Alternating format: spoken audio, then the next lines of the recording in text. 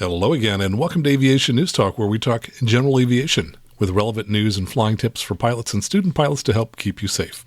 I'm Max Trescott. I'm a full-time flight instructor, the author of several books on the Garmin G1000, 3000, 5000, and Perspective glass cockpits, and the 2008 National Flight Instructor of the Year. Today we'll be talking about two recent accidents, both involving fatal encounters with IMC. In one case, a very low-time pilot had an encounter with IMC that should have been easily avoidable. In the other case, a relatively experienced pilot put himself in the most demanding of situations when he took off on an instrument flight plan into low IMC. Both accidents include lessons that all pilots can learn from. Last week in episode 238, we talked with DPE Jim Pittman about regulations and best practices for logging flight time in a pilot logbook, and about why accurate logging is important for private and professional pilots. So if you didn't hear that episode, you may want to check it out at aviationnewstalk.com/238. And this is a listener-supported show, meaning that you support the show. We don't run any ads here. So take a moment and think about, what is the value of this show to you? Have you ever learned something from this show that might save your life someday? And what's that worth to you and your family? So why not join the club and become a member now and support the show financially by going out to aviationnewstalk.com/awesome. And when you do, I'll read your name on the show. This week in the news, the NTSB releases the cause of the Dale Snodgrass crash. The FAA is getting a new administrator. And an 80-year-old pilot found himself stuck up a tree, and we'll tell you how he got down. All this and more, and the news starts now. From avweb.com, NTSB cites failure to remove control lock in Snodgrass crash. The NTSB has cited the pilot's failure to remove the flight control lock as the probable cause of the crash of a Marchetti that killed respected airshow performer and retired naval aviator Dale Snodgrass in July 2021. In its final report, the board noted that the control lock and its retaining clip were essentially undamaged, and the lock was found raised off the floor, indicating that it was engaged at the time of the crash. Investigators also reviewed high-resolution footage from airport security cams and determined that deflections of the elevator and ailerons were either zero or so small that they could not be seen. The pilot was reported to be extremely thorough about performing pre-flight checks, and according to his wife, the expected duration of his normal pre-flight activities would not have allowed him to depart when he did.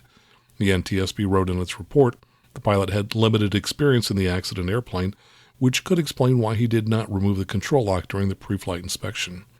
There was no video evidence to provide insight into the duration and scope of the pilot's pre-flight inspection. However, omission of the pre-flight control check was uncharacteristic given his extensive flight experience, and the reason it was not performed could not be determined. The accident occurred shortly after takeoff from Idaho's Lewiston-Nez Perce Airport on July 24, 2021 at about 11:52 a.m. local time. Investigators found no evidence of any pre-accident mechanical malfunctions or failures and no indication that the pilot's seat had moved. Toxicology tests were negative, and it was noted that pilot incapacitation was unlikely given that Snodgrass's final radio transmission showed that he was aware and speaking after the onset of loss of control. Snodgrass had purchased the aircraft in April 2021 and was delivered to him the following June. He had an estimated 20 hours in the aircraft prior to the crash. He was an F-14 demo pilot for the U.S. Navy for more than 10 years and had logged around 6,500 hours of civilian flight time. Now, what this article doesn't say is that he was often referred to as the real Top Gun or the real Maverick in reference to the Tom Cruise character in the movie Top Gun. He was considered the highest-time Tomcat pilot and had flown in over 850 air shows, which of course begs the question, if a pilot this famous and accomplished as Snodgrass could make that kind of simple mistake, what does that mean for the rest of us? And I think the answer is that we must always follow procedures every single time. I think it's easy for any high-time pilot to fall into the trap of thinking that we're now so experienced we can skip the basics, but that's what they're there for all of us to follow every single time. From planeandpilotmag.com, Phil Washington nominated to be next FAA administrator. Phil Washington, the current head of Denver International Airport, has been nominated to the position of administrator for the FAA. After spending 20 years in the Army, Washington worked in various roles in the public transportation sector. The DIA top position was his first job with direct engagement in aviation. Washington's performance as head of DIA has generally been met with very positive reviews, with several Denver City Council members publicly stating that this will be a big loss for the city. With the current issues plaguing the airline industry, most notably the high percentage of airline flight cancellations, along with the recent controversies and difficulties surrounding the Boeing 737 MAX, his outsider status and expertise in public transportation may be just the ticket to right the ship. Experts are divided on Washington's nomination. One suggested that his relative lack of industry connection might be a good thing following an administrator who had close ties to the industry and under whose watch the FAA was found to have been negligent in its oversight of the Boeing 737 MAX certification process. From avweb.com, research cited at conference warns of increase in turbulence. Now, here's something I never expected to hear. Evidence indicates that a change in the climate is stimulating wind shear events at the jet stream levels with a significant increase in turbulence when transitioning in and out of the high-speed airflow at altitude. Speaking at the Sustainable Aviation Futures Congress in Amsterdam last week, Paul Williams, professor of atmospheric science at the University of Reading, UK, said, "We have a lot of evidence that the jet stream is now 15% more strongly sheared since satellites began measuring it in the 1970s. And that is what causes a lot of turbulence, especially clear air turbulence. That's a massive shift. Our calculations indicate there's going to be twice or three times as much severe turbulence in the next few decades because of climate change." According to the U.S. NTSB, there has been an increase in head-slamming turbulence on airline flights. Turbulence-related injuries have become the most common type of airline accident, said the NTSB, with cabin crew members 25 times more likely to be injured than passengers. Turbulence also accounts for more than $500 million yearly in damages and delays, said the board. And in a somewhat related story from avweb.com, artificial turbulence calms Ryanair rowdies. Ryanair has been getting more than its share of turbulence recently, but some of it is the artificial kind. The Irish budget carrier does a lot of business delivering countrymen to party islands in Spain and Greece. The party sometimes starts long before the passengers get to the gate, and flight attendants have a hard time ensuring their charges are safe. That's where the artificial turbulence comes in. Quote, "Sometimes if the passengers are being annoying, then the cabin crew asks us to turn the seatbelt signs on as if there were turbulence, just so everyone sits down and the cabin crew can relax," an unnamed pilot told British media. A flight attendant confirmed the white lie is used from time to time. "We refer to it as our artificial turbulence, and yes, it happens." The flight attendant said its use depends on the pilot, but it's apparently a common theme. It depends on pilots how often it's done, the FAA said. "Some don't like to do it, some love to do it. I've had flights where I've stopped service altogether because passengers don't have any manners." And also from avweb.com, Vans unveils an RV-15 high-wing prototype. Vans unveiled its new RV-15 prototype in a YouTube video that gathered 7,000 views in the first few hours. The company's first high-wing design took off at a few hundred feet and climbed briskly in the video. It's not being billed as a first flight, but it is the first public release of the details of the program. "The cat's out of the bag, and here's what our team has been working on lately," Vans said in the YouTube description, introducing the RV-15 engineering test prototype. The company has been working on the project for some time, and the aircraft in the video is the test bed for the kits that will follow. The airplane was built to evaluate and test the design, and what we've been learning from this engineering tool test airplane will result in refinements and changes that will appear in the final kit aircraft design. The plane will be officially unveiled at AirVenture on July 26th. From MexicoNewsDaily.com, 100% Mexican designed and built airplane takes its maiden flight. The first 100% Mexican-built and designed plane completed its first official flight as the manufacturer seeks to have its airworthiness certified. Jose Javier Barbos Castro piloted the Halcyon 2 two-seater light sport aircraft during its maiden flight. The historic flight was the first of 50 the aircraft must complete in order to obtain a type certificate signifying its airworthiness. Officials with the Federal Civil Aviation Agency, which is responsible for assessing airworthiness, were on hand to watch the plane taking off, as was the governor. "What we're going to obtain after the flight cycles is type approval, which is the first step," said Giovanni Angelucci, CEO of Horizon Tech, the manufacturer of the Halcyon 2. "After that, we're going to get definitive registration, which is the second step, and the most important document, which is the airworthiness certificate. With that, the Halcyon 2 will be able to travel throughout the country and will be able to start manufacturing it for sale," he said. Angelucci announced in February that Horizon Tech was investing more than US $10 million in a new plant at the Celaya Airport where the Halcyon 2 will be made. He said at the time that the carbon fiber aircraft, which measures 7 meters in length and has a wingspan of 9.4 meters, is apt for pilot training, recreational flights, and aerial surveillance. It has a Rotex 915 engine and runs on premium automobile gas. Production is expected to commence in September once the Halcyon 2 is fully certified to fly in Mexican airspace. Angelucci envisions making up to 20 planes per year and employing 140 people. This is our new home, the CEO said in reference to the Horizon Tech plant at the Celaya Airport. We're finishing it, and I believe we're going to start bringing our machinery in a couple of days or weeks. I believe that we'll be able to begin production in September. Horizon Tech has already reached an agreement to supply 18 Halcyon 2 planes to a Mexican flight school. The price of the aircraft will be in the range of US $120,000 to $160,000. This is the first Mexican plane from conception. It's important to emphasize that, said Oscar Rodriguez, president of the Bajan Aerospace Cluster, a group of 13 companies including Horizon Tech. It was conceived with pen and paper, and today the first official flight takes off. And here's a cautionary story for anyone who is required to take a drug test at work. This comes from shrm.org. D.C. Circuit Court reinstates 2-year ban for pilot who left drug test early.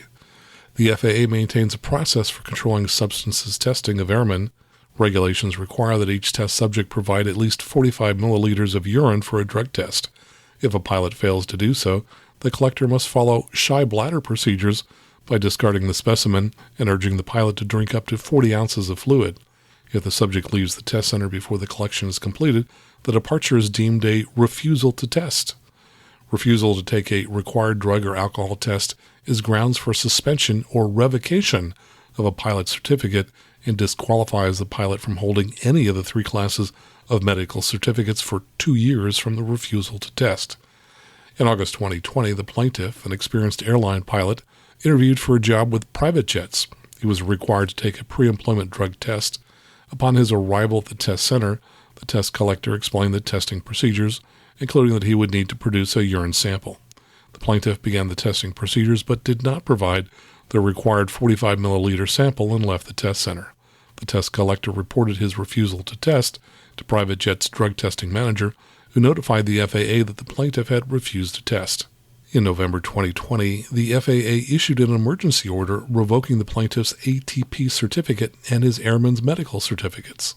The order stated that the plaintiff failed to remain at the test center until the collection process was completed, which constituted a refusal to test. He thus lacked the qualifications to hold an ATP or any class of airman medical certificate.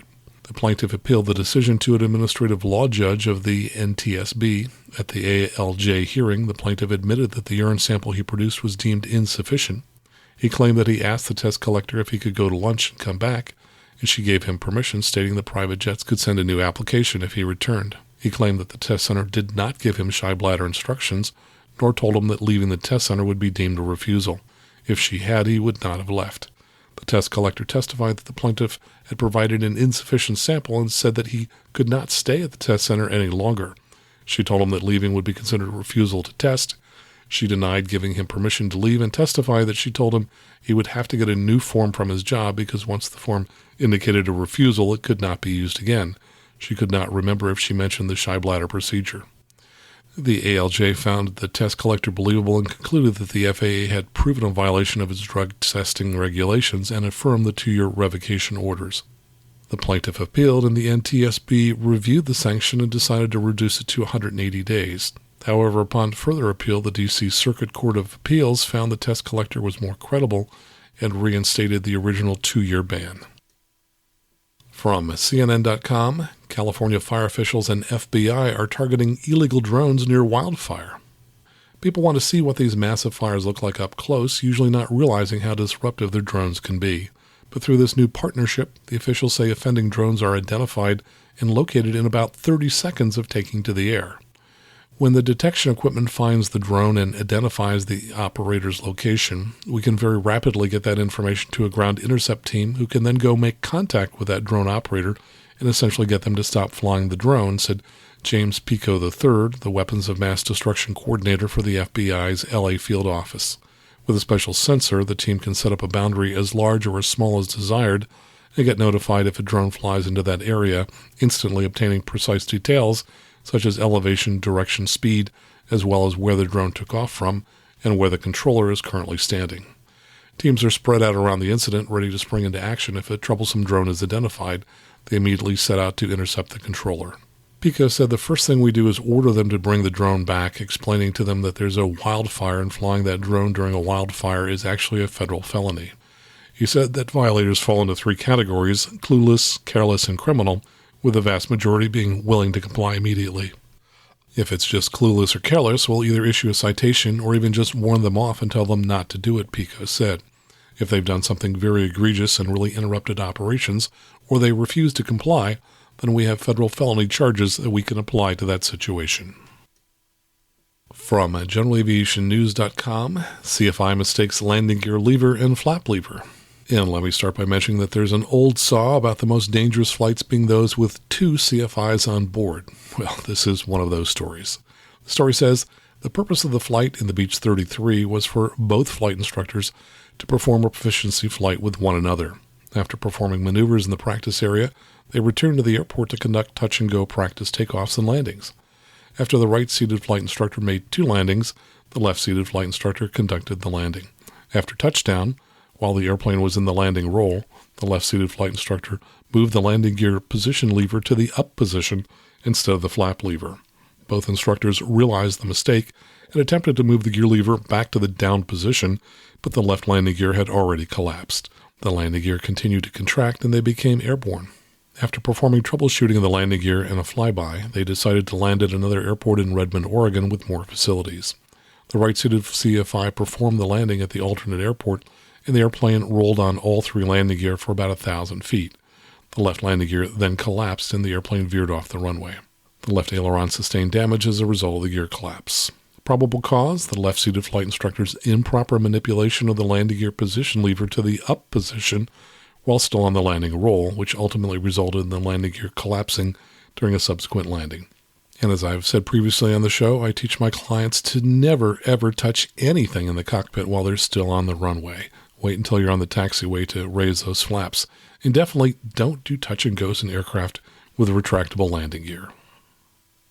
From generalaviationnews.com, electric system fails when alternator switch accidentally turned off. Now, this story comes from a NASA ASRS report that was written by the pilot. He wrote, I was the CFI occupying the front seat of a Great Lakes biplane for the purpose of providing aerobatic instruction to the pilot flying, who occupied the rear seat. We departed ZZZ and conducted aerobatic flight approximately 7 miles west of the field over the Pacific Ocean. The flight was normal until we began our descent back to ZZZ. Approximately 3 to 4 miles west of the field, our radio and intercom failed. I could no longer talk to the pilot flying, and neither of us could talk to ATC. The intercom and radio were not 100% dead, but rather garbled to a degree that neither of us could understand what the other was saying. Only every 3rd or 4th syllable was audible. I advised the pilot to maintain altitude and circle outside of the ZZZ Class Delta airspace while we troubleshooted. From my position in the front, I had no access to any radio controls, intercom controls, or electrical switches. Those controls are available only in the rear cockpit. By reducing engine power and yelling to the side, I was able to tell the pilot flying what to do.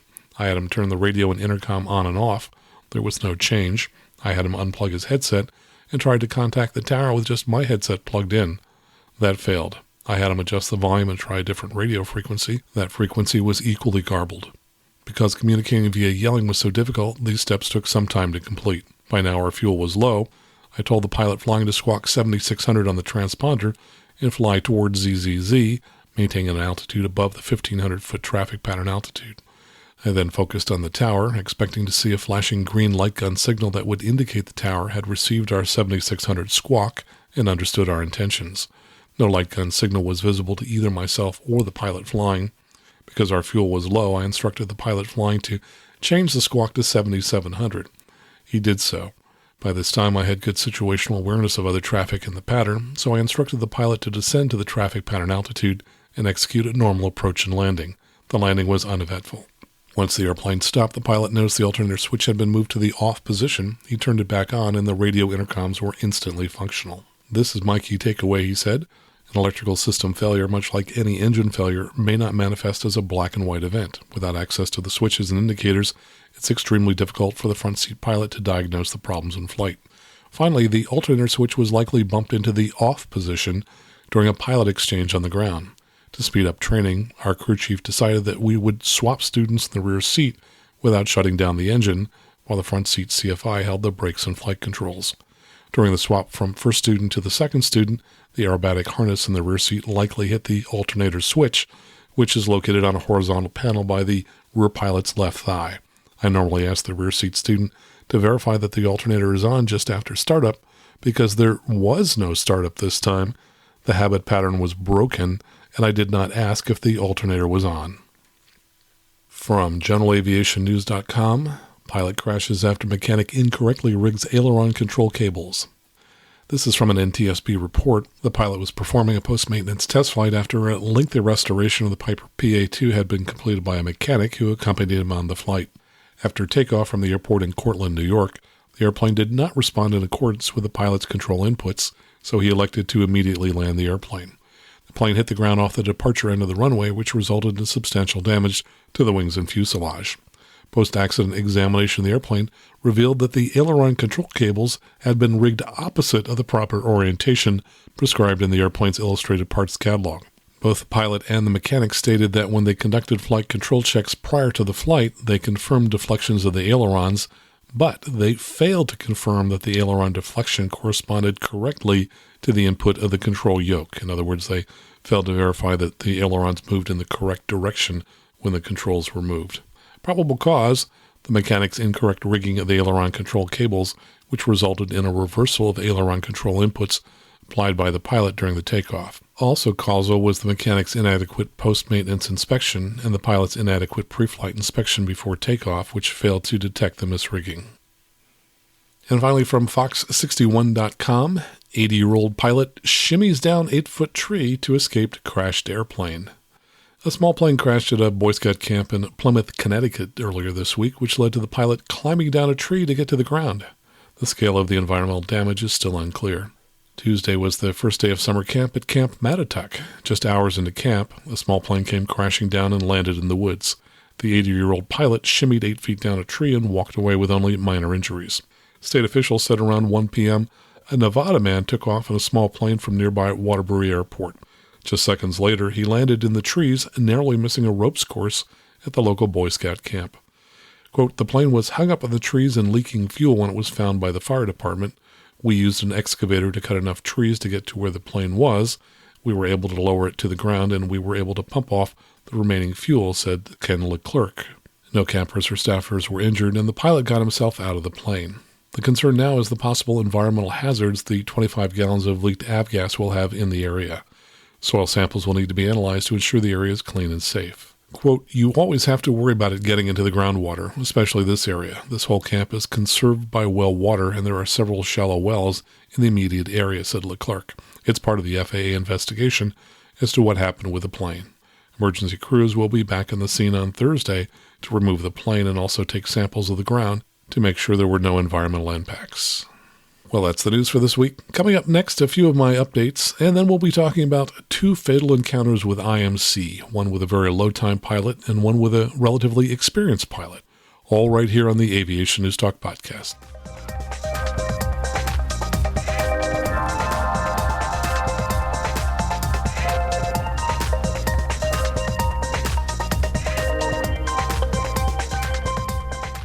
And here are a few of my updates. First, let me talk about me. I am home with a nasty cold. I have been home for about 6 days now, and I've already edited out a bunch of coughing. So, good thing this isn't done live. Anyway, just wanted to let you know that if my voice sounds a little different, that's probably why. Good news is I am getting better, but I still have a lot of congestion and occasional coughing. So, anyway, just wanted to let you know. The good news is, with all of this time at home, if there is any good news, I've been able to watch a lot of television, and I took the time finally to watch Downfall, which is a documentary on Netflix about the Boeing 737 MAX, and I did know most of the things they talked about, though they did a really excellent job of putting together a timeline from beginning to end of the whole debacle. And of course, we've talked about that in lots of detail over the years at the Airplane Geeks podcast that I co-host with several of my friends. The one thing that came out that I don't recall having heard before was that after the first crash, the FAA put together a TARAM, a Transport Aircraft Risk Assessment, and they concluded that without a fix, that there would be 15 more crashes of the Boeing 737 MAX over its lifetime, or one every 2 years. And according to Andy Pastores, who was reporting on the story, Boeing said that there is no way to predict when there would be another crash, just that there would be some in the future, and that they would have a software fix developed, tested, and implemented very quickly. And I'm guessing the idea was they would have it out before the next crash, which just doesn't seem like a great approach. Anyway, we all know that the FAA eventually grounded the aircraft, but it's a fascinating documentary. If you have Netflix, you may want to check that out. I also saw a good video of a Florida man landing a Cessna on a highway in North Carolina a few days ago after he lost an engine. Turns out he's a flight attendant, and he's now committed to becoming a commercial pilot. So kudos to you, Vincent Fraser, for a job well done. Of course, we'll have a link to that video here in our show notes. And there's a nice article in Flying Magazine, which I'd recommend, which is a follow-up on the April 2021 crash of Zero Avia's hybrid Malibu, which can be powered by either a high-voltage lithium battery or a hydrogen fuel cell. A key part of the powertrain includes inverters, which transform DC, direct current, from the different energy sources to the motors. And in the moments before the accident, the electrical power was lost to both motors as the power source was switched and the inverters locked out. It turns out the inverters locked out, the report said, because during the change from battery to hydrogen fuel cell while in flight, which is a normal process in the operation of this aircraft, the propellers windmilled, which turned the motors. That caused the motors to act as generators, which produced energy that was fed back to the inverters, which triggered an overvoltage protection protocol that caused the inverters to lock out. According to the report, other factors that contributed to the accident included the emergency procedure to clear an inverter lockout after the protection system operated was ineffective. An investigation had not been carried out into a previous loss of power resulting from an inverter lockout, which occurred 3 flights prior to the accident flight. The risk assessment had not been reviewed following the loss of propulsion on 2 prior flights. Ad hoc changes were made to the flight test plan, including the position where the electrical power source was switched without the knowledge of the competent person. So, fascinating article, really highlights the importance of anyone who's involved in design of a complex system, especially an aviation system, to test all of the fault conditions and to understand how the systems react when a fault occurs. And, of course, the importance of documenting and investigating every failure. That should go without saying. And to have a vigorous change management process so that everyone is aware of every change that's being made. Great article. I'll include a link to it in the show notes. There's also an article in FAA's Safety Briefing magazine this month called Tackling Rotorcraft's Dirty Dozen. And it starts with a story of a helicopter crash in which the pilot, while flying a Bell 206, was on his cell phone talking with a rental car agency. And it says, during the last 5 minutes of the flight, the helicopter's GPS altitude varied between 6,200 and 6,450 feet. Mountains in the area stood at altitudes in between 6,000 and 6,400 feet. The helicopter hit terrain at 6,330 feet. The pilot was killed. Based on information available, the pilot was likely using his cell phone during the low-altitude flight and became distracted, which resulted in a fatal controlled flight into terrain. And James Dangerfield, who's the fast team manager at the FSDO in South Carolina, has created a webinar for mechanics and pilots detailing what he calls the Dirty Dozen safety issues for helicopter pilots. Now, he previously had done a similar presentation for aircraft pilots. And there's a link to that in the article. In the presentation, he runs through 12 categories of mistakes made by helicopter operators, including distraction, fatigue, lack of knowledge, awareness or assertiveness, complacency, stress, and pressure. There's also a link to an online course for Wings Credit. It's called ALC-107, Dirty Dozen Human Error in Aircraft Maintenance. And the course covers the following 12 preconditions for unsafe acts: fatigue, stress, complacency, communication, awareness, distraction, lack of knowledge, teamwork, lack of resource, pressure, lack of assertiveness, and norms. And I'll include a link to that in our show notes as well. And I had a great phone conversation a day or two ago with Frank Kimmel, who's one of our longtime listeners. He runs the Kimmel Aviation Insurance Agency in Greenwood, Mississippi, and he said that one way to save money while learning to fly is to buy an airplane. And the reason, I hadn't heard this before, I like this, he said the reason is that banks will lend you money to buy an airplane, but they typically won't lend you money to rent an airplane. And he told a story of how his brother bought a Cessna 150 for Frank's nephew to learn to fly in. After his nephew learned to fly, his brother sold the airplane, and he calculated all of the cost of owning and operating the aircraft, except for the gas used in the airplane. And he added that to the amount that he'd originally paid for the plane. And then he sold the airplane for that amount. Of course, there's no guarantee that will work every time, but it illustrates that buying an airplane can, in some cases, reduce your cost of learning to fly. Frank had also emailed me last week, and he said, I usually listen to your podcast while mowing the pasture and often want to send comments and make a donation, but the thought rarely enters my mind while I'm at work. Today was different, and I'm able to repay you for all the great content you provide. Keep up the good work. And he sent along a PayPal donation of $1,000. So Frank, thank you so much for your generous donation. And if you're looking for aviation insurance for an aircraft, for a flight school, or for an even tougher problem like insuring an air show, Frank says they take on not only the normal insurance issues, but also the really tough ones. So check out Kimmel Aviation Insurance Agency in Greenwood, Mississippi. And I got a long email from another one of our supporters, John Trowbridge. He said, I first signed up because your podcast is fantastic. Then I increased my support to $50 a month because it's even better than that. That's a nice compliment. He told me that his dad flew B-36 bombers and that in World War II he had been an instrument instructor of instrument instructors. Now, for his part, John said that he served as a senior AME. He's a doctor in the 1980s and 90s, early on as the corporate medical officer for Texas International, which later became Continental. He says, for several years I delivered a seminar at Sun and Fun, How to Regain and Maintain Your Medical, based on returning many pilots to the line. He says he still has an active practice in Humble, Texas, which is a suburb of Houston.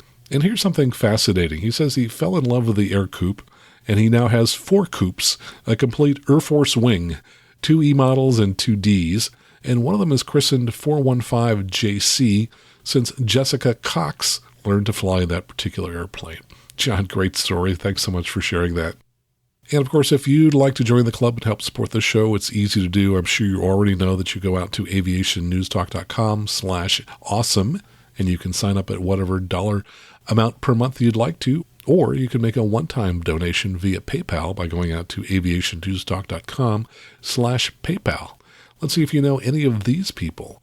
Jonathan Weisswasser edited his pledge up to $100 a month, and he's doing that, I think, as a catch-up. He heard my message last week, which said, hey, if you're a Patreon supporter and you've never heard from me, go ahead and sign back into Patreon, go to settings, and select that you'd like to get email notifications when you get a message from me. He did that and realized his credit card has expired, so he's doing some catch-up. Thanks so much for that, Jonathan. And Dylan Caldwell has edited his pledge up to $100 a month. And not only is he still giving medicals out of his office in Naples, he's got a new office in Pompano Beach, Florida, but he's got something he's doing really nice for teenagers 17 and under, which is they don't have to pay for a flight physical. So you can check him out at aviatorsclinic.com if you'd like to get a medical. And we have a new mega supporter at the $50 a month level, and that's Dan Sweeney. He writes, I'm in the middle of my pilot training with Sean Brodeur from Mike Goulian Aviation in Bedford, Mass. on the SR20/SR22. I'm loving it so far. Very organized and professional. Dan, thanks so much for choosing to join us. And see if you know any of these other people. Stephen Johnstone, he's just joined us at $35 a month, so he gets access to my online courses. Jim McCord, he's a former colleague of mine at Hewlett-Packard. He joined us at $20 a month, so he gets to see all of the videos. And also Mark Boss joined at $8 a month. And Larry Noe has added his pledge up to $35 a month. And I want to thank everyone who supports the show in whatever way you do. Coming up next, we're going to be talking about 2 IMC accidents, all right here on the Aviation News Talk podcast.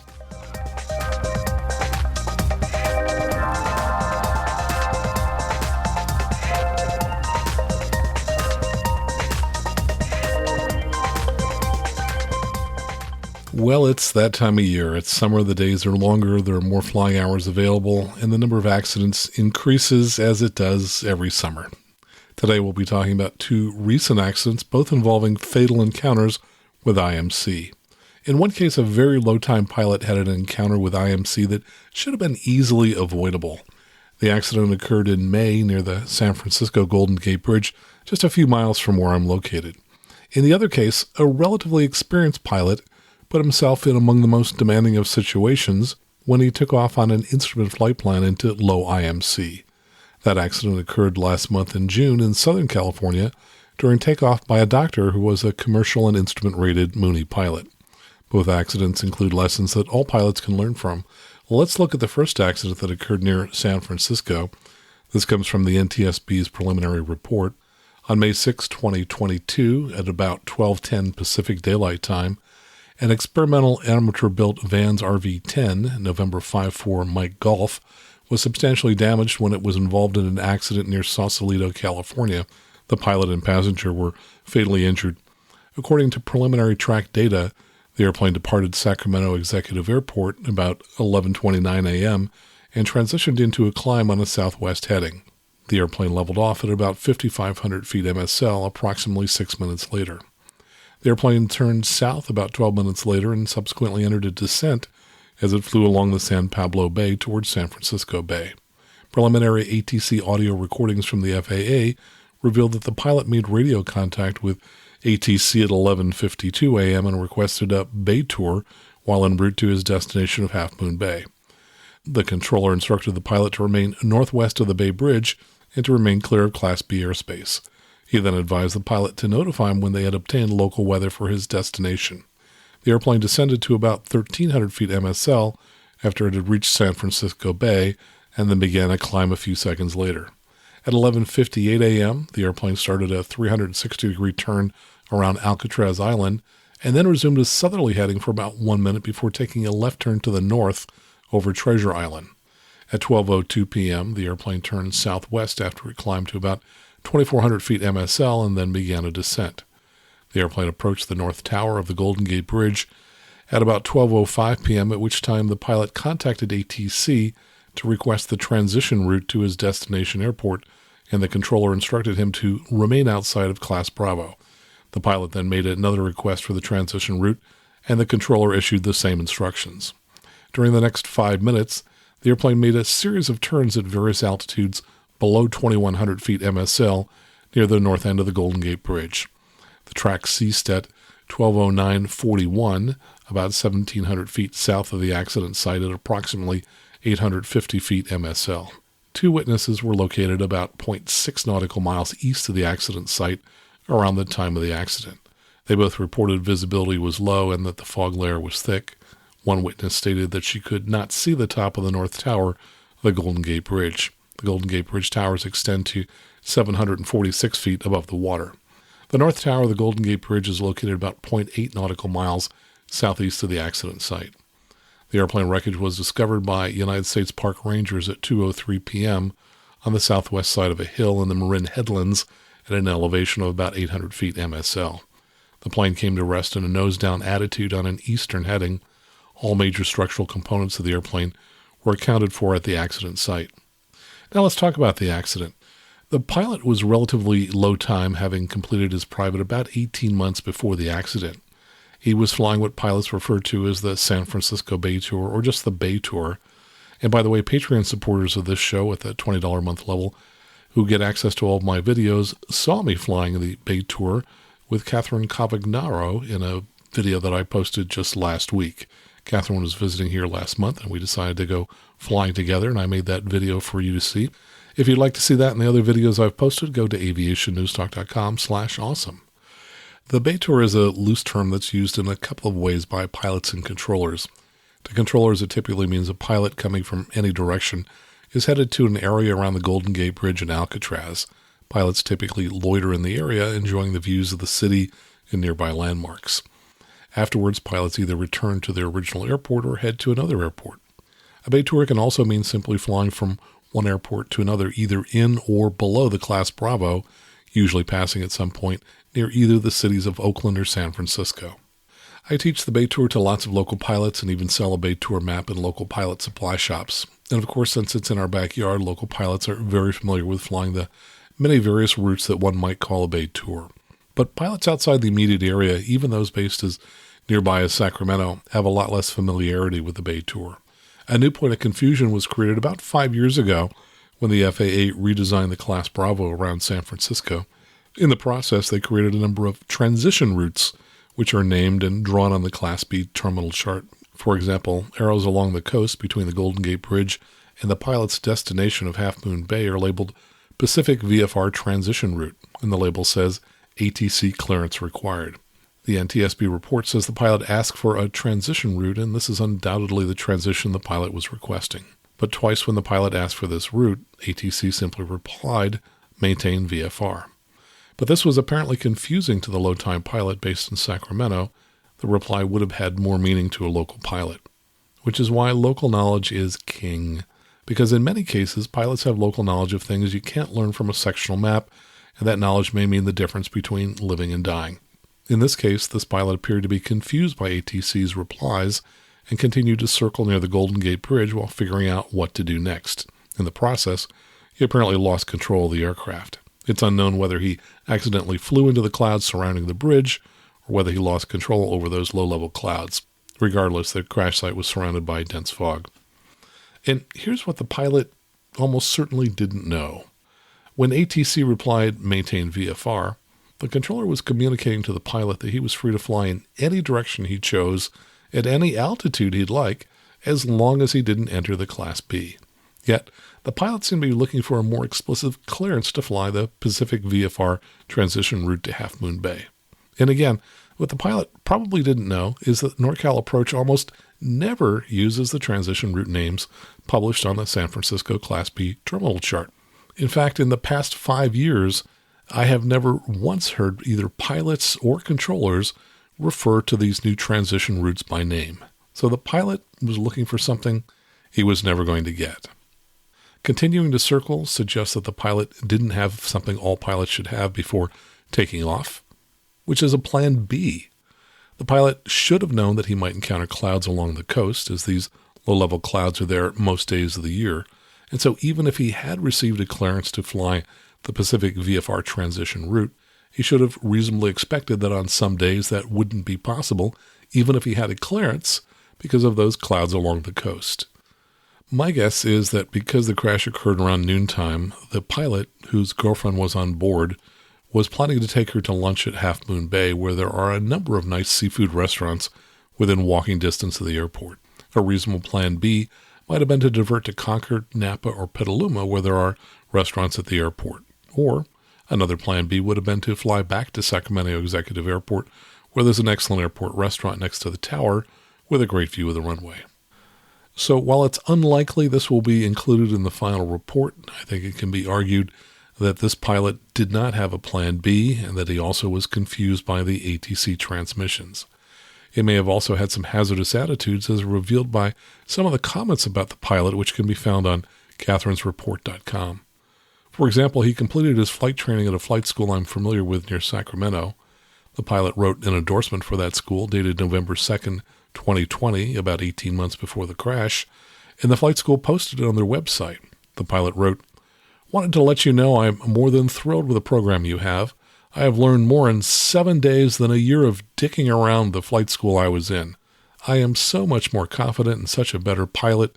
I will need a couple of days off to clear my head, then we'll roll into the IFR. The 3 trainers I met in Lincoln are all great. Just wanted to say thanks." Well, there were numerous comments about the pilot's macho attitude. One wrote, "Confident pilot? Yeah, flying in the fog in those hills in an RV. Big difference between confident and safe."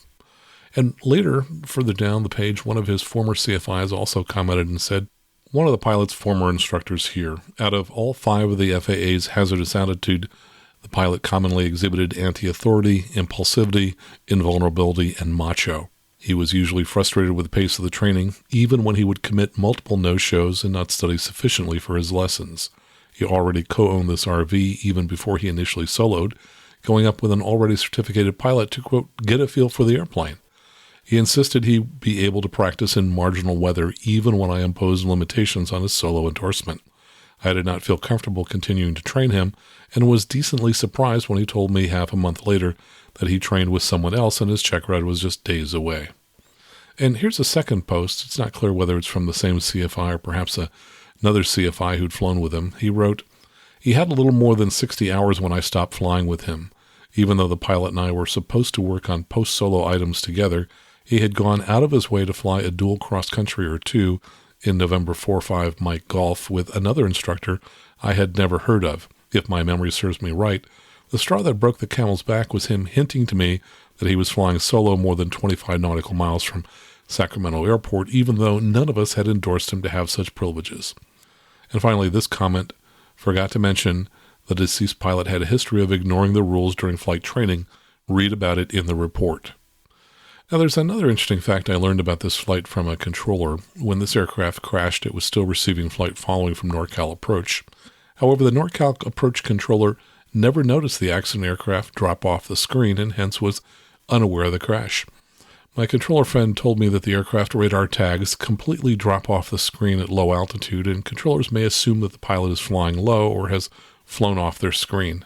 But I was also told that controllers can use a 2-keystroke command to prevent the tags from disappearing. I forget the first keystroke, but the second one was H for hold, and that command holds the tag on the screen even after an aircraft disappears from radar coverage, which gives a controller the chance to realize that an aircraft has disappeared.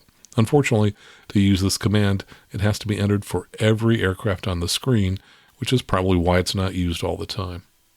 So that's the story of the inexperienced pilot in a relatively simple situation.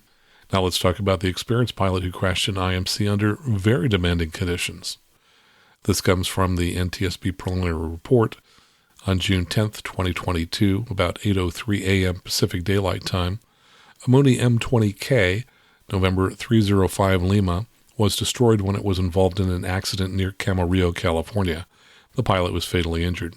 The pilot had flown in from his home base of Phoenix Deer Valley Airport, DVT, which, by the way, is near Phoenix, the day before the accident to play golf in the Camarillo area, and the accident flight was to be his return trip.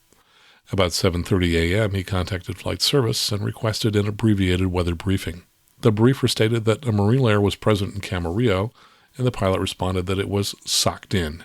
He requested cloud top information and was provided with the closest PIREP, which indicated 700-foot cloud tops at the LAX International Airport, which was along the coast about 40 miles to the east.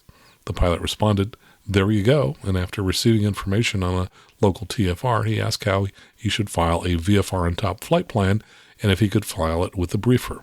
The briefer stated he would need to file an IFR flight plan with a VFR on top clearance and that they could do it immediately. With the flight plan filed, at 7:49 a.m., the pilot contacted the Camarillo Tower controller.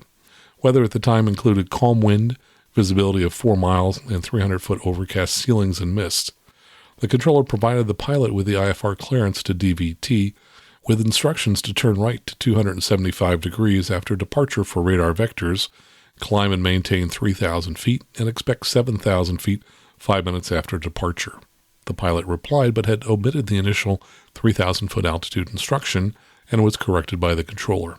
About 8 minutes later, the pilot responded he was ready to taxi and was given instructions to taxi to runway 26 via taxiways Foxtrot and Alpha.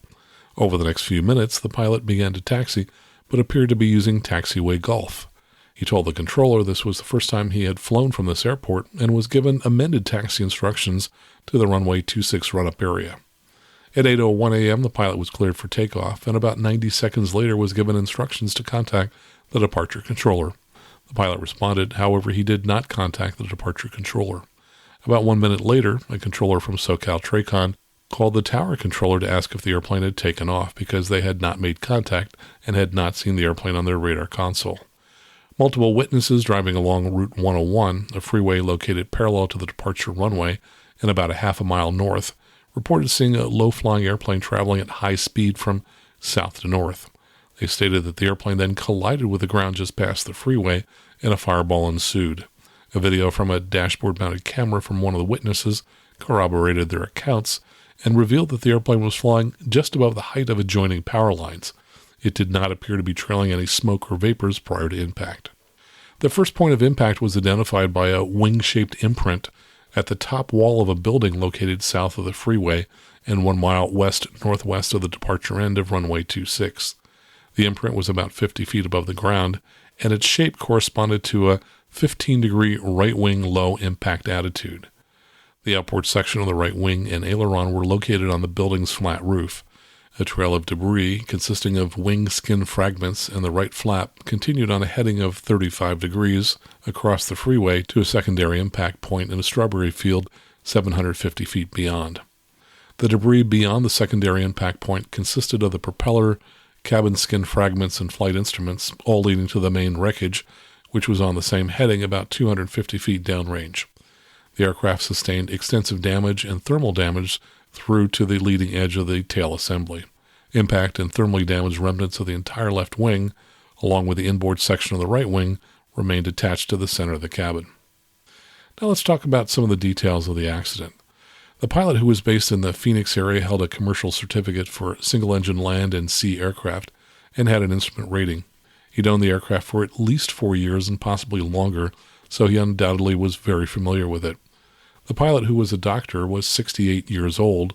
His last third-class medical was in 2014. It would have expired in 2016 when he apparently started using Basic Med. Under Basic Med, a pilot will be required to complete a medical education course every 2 years, undergo a medical examination every 4 years, and comply with aircraft and operating restrictions if over 40 years old. This pilot's Basic Med course and legality to fly appeared to have expired 10 days before the accident. However, it's entirely possible that the pilot has a pending Basic Med course date update that hasn't hit the FAA database yet. The aircraft was a 1982 Mooney M20K 305 rocket. When it was listed for sale in 2015, it had a mostly original panel with older radios and no moving map of any kind. It did include a JPI engine monitor, and if that instrument survived the crash, investigators will be able to determine whether there were any engine problems on takeoff. But I think it's unlikely that this crash involves an engine failure. That's because the aircraft must have been flying at high speed when it hit the building. A photo shows about 4 feet of the outer portion of the right wing on the roof of the building, and the plane hit the roof at a 15-degree bank angle, suggesting it was probably still under control when it hit the building. Had this been an engine failure, we would reasonably expect the rest of the wreckage to be close to the building. However, this aircraft was flying so fast it was able to shear off about 4 feet of the wing, then continue to fly another 750 feet before impacting the ground on the other side of a freeway. The debris path continued another 250 feet, suggesting this aircraft was not moving slowly. It's certainly possible that the pilot had some type of medical event shortly after takeoff. Some who have listened to his transmission on the ground said that he sounded confused, but I think it's more likely that spatial disorientation was involved. The pilot may indeed have been current and even proficient in flying instrument approaches, but that's very different than taking off into low IFR, which is very difficult and is something most pilots don't get much practice with. And this pilot, being from Phoenix, probably got much less experience doing it than pilots based along the coast of California, where low-level clouds are an almost everyday occurrence.